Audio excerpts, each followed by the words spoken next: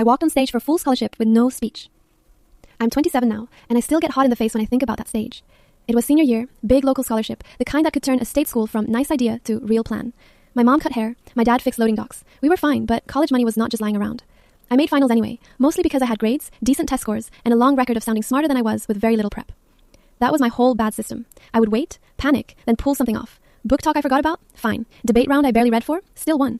Teachers called me calm under pressure. What they meant was I had been rewarded so often for being lazy that I mistook it for talent. One of the other finalists, Mira, was my exact opposite. She had color tabs, neat note cards, a real draft 2 weeks early, and a way of practicing that made me tired just watching.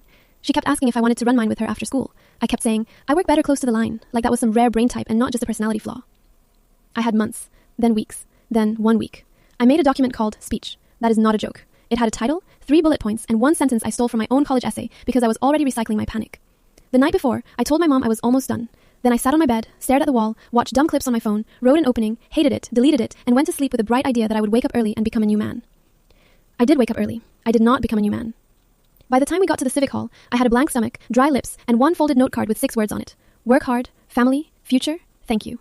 It looked less like a speech and more like the start of a ransom note. Then the other speakers went. One was smooth and warm and funny. One made the judges laugh twice on purpose.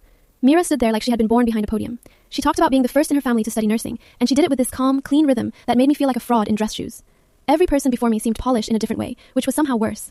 There was no weak link. No one tripped. No one blanked. My whole private plan had basically been that maybe everyone else would also kind of suck. Then the host said my name. I walked up feeling weirdly light, like my bones had left first. I looked down at my note card, and for 1 full second the 6 words made no sense at all. Just shapes.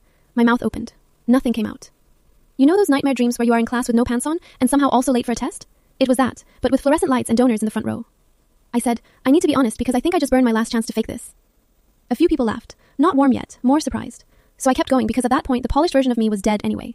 I said I had spent most of high school getting by on being quick. I said every time that worked, it taught me the worst lesson of my life, which was that showing up scared at the end was the same as doing the work. I said it was not.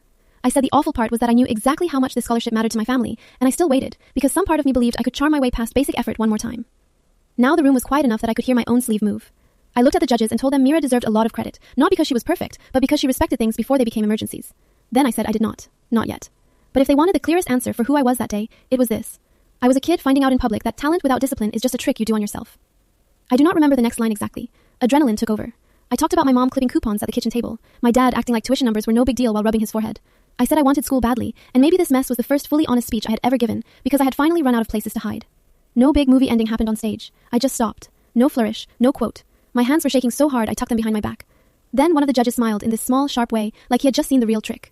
When they called the winner, they said my name.